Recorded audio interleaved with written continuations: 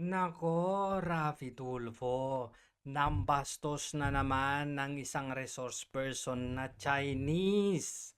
Dito sa pagdinig sa Department of Agriculture, mga kababayan. Wala na talagang pagbabago to. Bastusan talaga ang alam ng mga ito. O, panoorin natin ha. Paano bastusin ni Senator Rafi Tulfo yung resource person. O, play natin to. Yes, Senator Raffy Tulfo. Mr. Chair, kanina pa ako nakamonitor and on the way here. Go ahead, please. And yung Chinese na nahuli, Mr. Shi. Mr. Shi, sino yung apprehending officer ng Bureau of Customs? Nandito ba inquest? I mean, Bureau of Immigration? Ako po, Your Honor. Marunong magtagalog yan eh, kahit na baluktot. Marunong daw magtagalog yung Chinese, kahit baluktot. Pipilit niya to. Mr. ano pangalan mo? Mr. Shi, Si, ikaw Si- wag panggap, ikaw marunong Tagalog kahit konti. Ikaw sagot Tagalog, okay? Oo. Nag-inchik na siya na Tagalog. 'Di ba? hindi. Marunong Sabihin niyo sa akin kung hindi ito pambubuli ha. ikaw. Immigration. Kung siya magtagalog, di ba? Konti nga lang. Konti lang daw po, Your Honor. Exactly. Konti lang. Sagot ikaw kahit konti. Tagalog. Kasi kung hindi ikaw, kung Konti, marunong ko. yun. Marunong ikaw. Huwag ikaw loko-loko amin.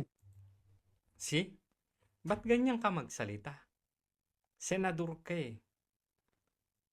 Para sa akin, it's a form of pambubuli ito.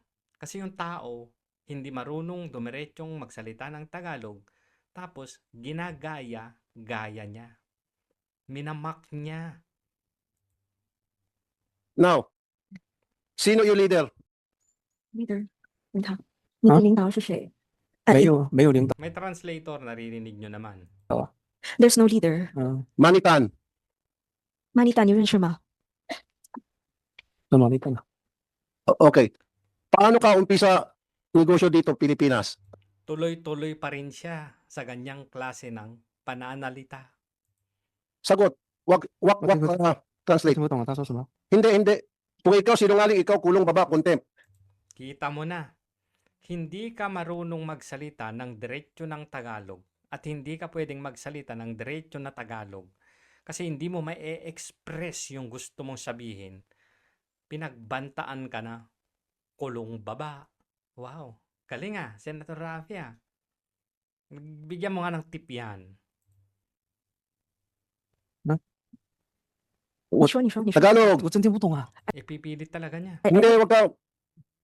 真听不懂啊。 Magtagalog ka 这是 konti. 假的 Marunong ka. Kasi Mr. Chair, hindi naman makapag-negosyo ito rito kung hindi siya magtagalog kahit konti. Since 2017. Sinabi nga niya na marunong daw siya konti. Pero yung hindi mo maintindihan, hindi niya ma-express yung sarili niya, huwag kang tanga. Exactly. In fact, nung naharang sa immigration, Tagalog siya eh. He was told about the fact na meron siyang problema sa immigration sa dito sa Senate. Naharang siya sa NAIA Terminal 1 going to China eh. 听不懂。 And then he was read his rights. He was inquest. 你要他慢一点，你才能听得懂嘛。 Everything in Tagalog. And later on, 听不懂啊。 nagkulma rito, humingi ng translator. Pinagluloko tayo nitong Chinese na to eh. Buti na lang hindi insik. Huwag ikaw loko-loko. Ako seryoso. Ako contempt iyo, kulong ikaw baba. Kita mo na. Binubuli mo na, minamak mo na kung paano siya magsalita. Pinagbantaan mo pa, tinakot mo pa. Nakakatakot naman. Pag hindi ka marunong dito, wag ka nang pumunta. Wag pag hindi diretso yung Tagalog mo. Wag ka nang pumunta dito. Makukontempt ka. Paano? Di ba may mga resource person naman kayo na mga Amerikano. Nag-i-English naman yung mga yun. Kahit matagal na dyan sa Pilipinas. Pero bakit? Kapag ka-Chinese, ipinipilit mo. Tapos pinagbabantaan mo, tinatakot mo pang ikukulong kung hindi makapagtagalog makapagsalita ng Tagalog. Nahihirapan nga eh. Grabe. Sagutin yung tanong, Mr. Shi. Hindi kasi baluktot daw siya. Let's speak the language he understands. You speak the language he understands. Hindi nga niya kahit naiintindihan mo, kung hindi mo ma-express yung sarili mo, wala din. Hindi ka makakapagsalita. I know that. Kasi nasa ibang bansa ako. At ang primary language nila dito ay hindi English. Naiintindihan ko yung sinasabi nila. nakakasagot ako. Pero 2, 3 words lang, mali-mali pa yung bigkas ko minsan. Kapag tinanong ulit ako, hindi ko na kayang sumagot pa ulit. Hindi ko na-express yung gusto kong sabihin. Kaya ang sagot ko, English na lang.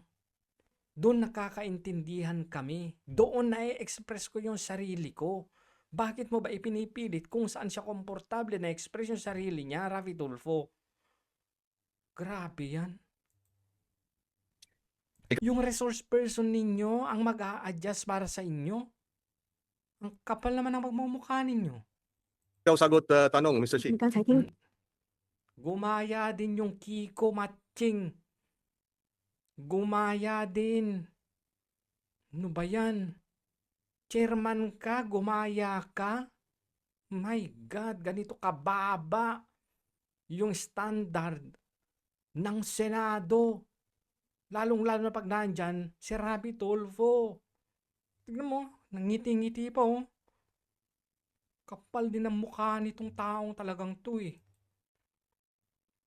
听到他的问题吗？听不懂啊。 Tinatawanan.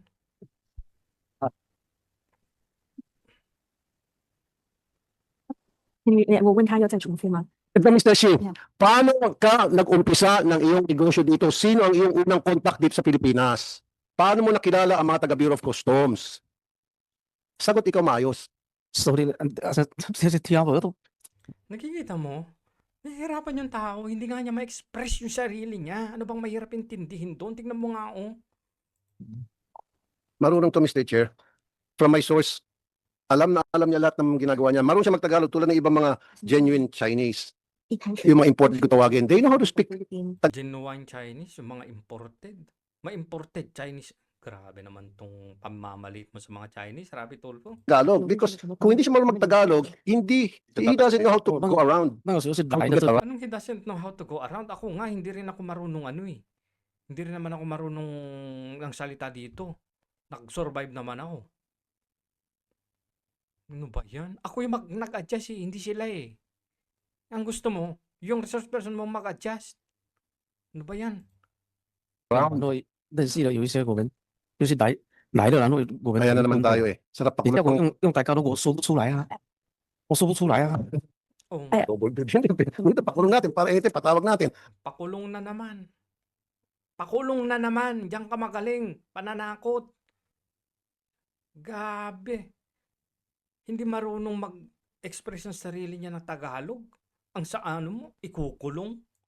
I think, Yes, go ahead. Your Honor, can I just express what he was trying to express? See, can I just express what he's trying to express?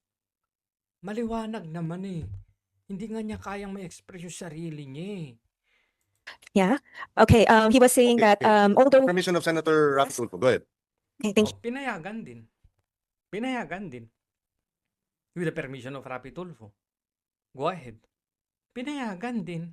Pinahiya-pahiya nyo pa. Pinahirapan nyo pa. Papayag din naman pala kayo. you, Your Honor. He was saying that even if he understands a little bit, he's not able to express himself properly or in a straight manner.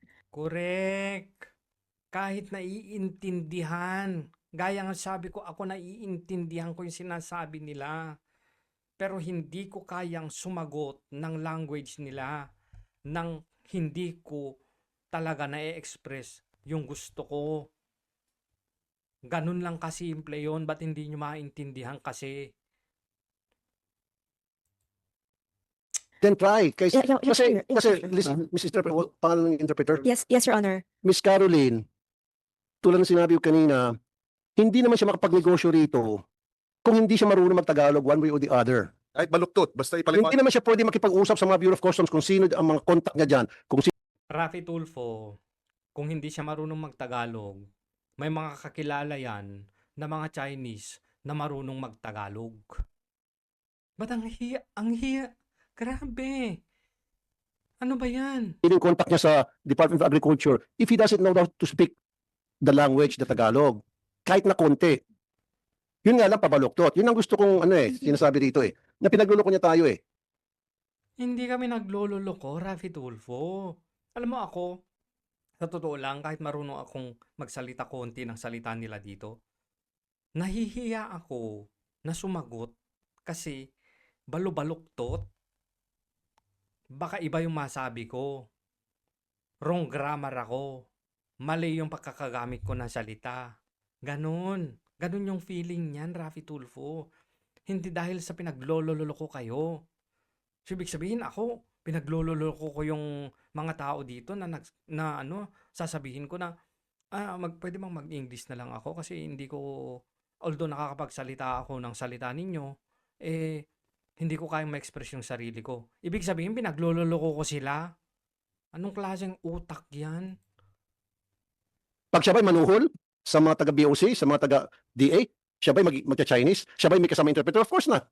Anong of course not? Posible yun. Gaya nga nasabi ko kanina na pwede na meron siyang kakilalang Chinese, marunong magtagalog. Yun yung kasama niyang kumakausap.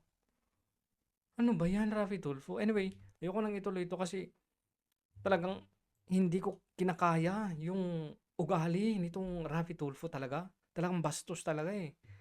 May pagkabastos. Hindi pagkabastos, bastos talaga. Ganyan na talaga ang ugali niya. Ibig mong sabihin, hindi marunong mag-Tagalog ng diretso, hindi makaka-express ng Tagalog yung resource person mo. Pagbabantaan mo, ikukulong mo. Ano ba yan? Grabe naman yan, Raffy Tulfo. Ano ba yung pwede mong ibigay sa akin na tip? Tip. Yung tip na kwan. Walang bayad na 250k ha. Yung tip lang. Para ako, yung mga kausap ko dito na hindi ko ma-express yung sarili ko sa sarili nilang language, hindi sila mag-isip na pinagbabantaan ko sila. Pinagbabantaan tuloy. Na niloloko ko sila o sinungaling ako. Sige nga, bigyan mo nga ako ng isang sexing tip. Yung tip na pang Viva Max.